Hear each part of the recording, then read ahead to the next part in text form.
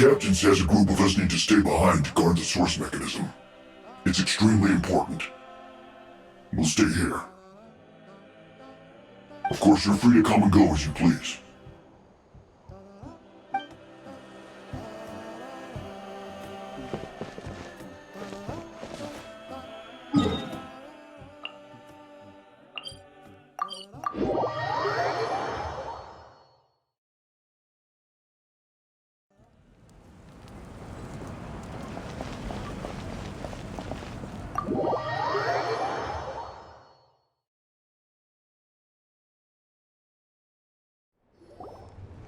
In that case, allow me to formally welcome the Fatui to our cause.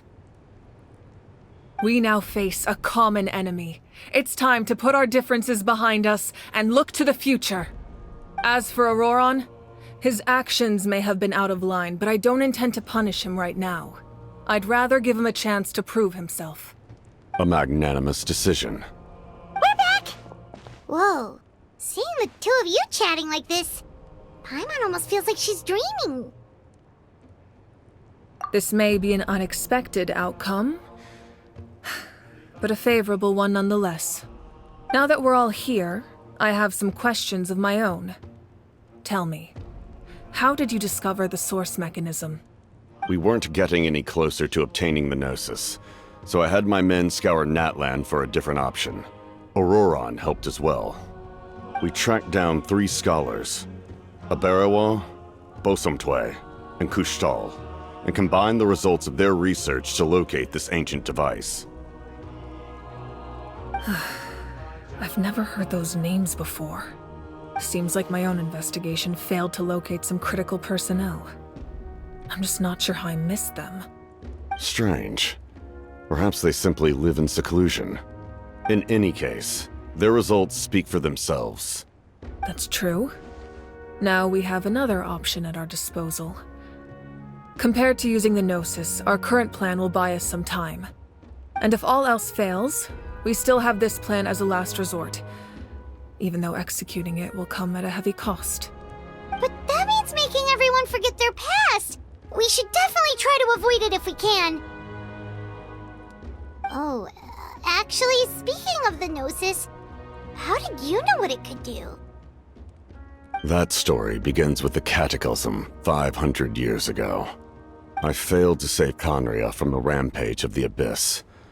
When the situation became unsalvageable, I fled to Natlan with the remainder of my platoon, only to find that Natlan had fallen victim to the same tragedy.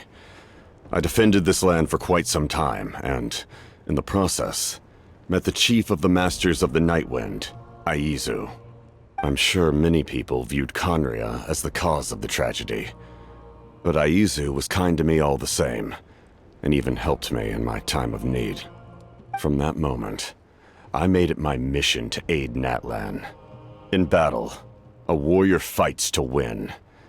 Even though my homeland was lost, I was already committed to this fight. Together, Aizu and I fought many battles and overcame countless hardships.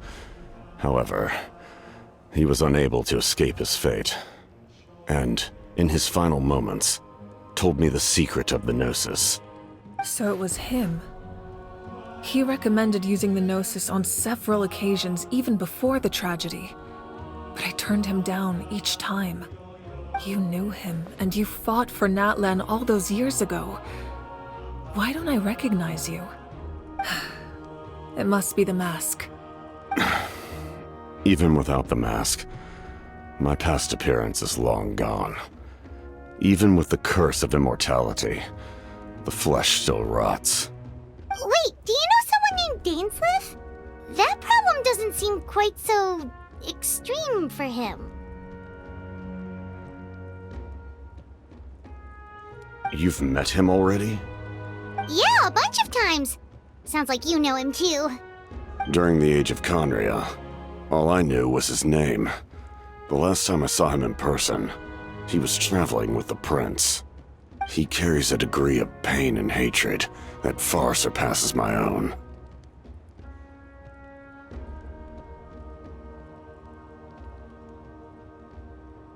Yes, you're the sister of the prince. Given the role I held in Conria, I would prefer not to harm you. Although, this is likely a self-imposed burden. If the prince saw me now, I doubt he would even recognize me. As for your question, I don't know how Dane managed to slow the deterioration of his body. My appearance is much changed, and that's not the only thing. Even my physical strength is a shadow of what it once was. I would have never known. During our battle, it felt like I was fighting against the pinnacle of human strength. And I still lost. I deserve no praise for that outcome. Still, it's a shame we never faced off 500 years ago. You could have seen what I was truly capable of. I agree. Had we fought then, I'd also have been more motivated to go all out. So, all that commotion back at the stadium, and you're saying neither of you were using your full strength? I'd say we're evenly matched. If we face off again, victory will come down to who wants it more. I imagine you held back since there were spectators around that could have gotten hurt. But capitalizing on that situation would have only led to a hollow victory. It would have been no different than taking hostages. My goal was the Gnosis, and I failed to obtain it. That means I lost, plain and simple. Her Majesty the Tsaritsa allows every Harbinger the freedom to pursue the meaning of their existence. When the time comes, that freedom can take precedence over her orders. That's why our methods can be so radically different, despite sharing the same goal and the same sovereign. I needed the Gnosis because I came here to save Natlan. That was my primary motive. Once Natlan is saved, if the Gnosis still remained in my possession, I could bring it back to Snezhnaya. My decision regarding the Gnosis will not change.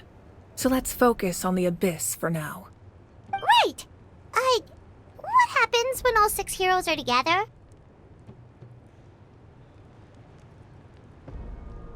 We will unleash a great power that can be used to thwart the Abyss. But only once. It's a power that Xbalanque gained from Renova. Renova is a god whose existence predates any Archon. You can think of her like an emissary of the heavenly principles. She controls the power of death. Wait, is that why you have the Ode of Resurrection? Yes. Renova also orchestrated Natlan's rules.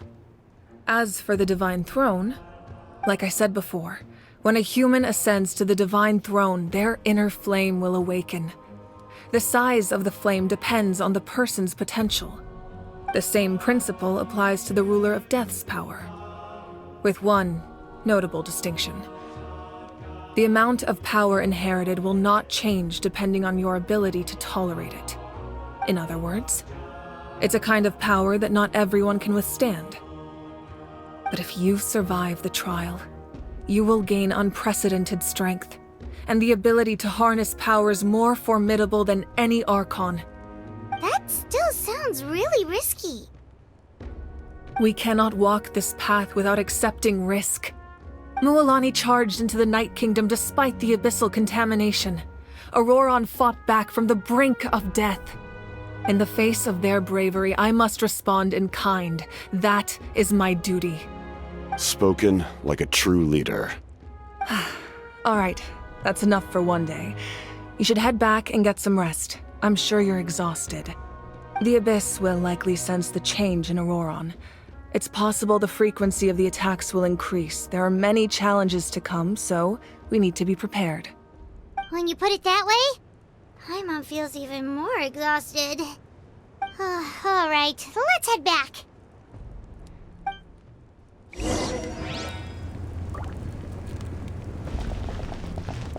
Now that we're working together, we'll need to coordinate our efforts. I'll leave a portion of my forces for you to command. That will definitely help relieve some pressure. You're sure they won't object? It's an order. I will make that clear. Excellent. I appreciate your trust.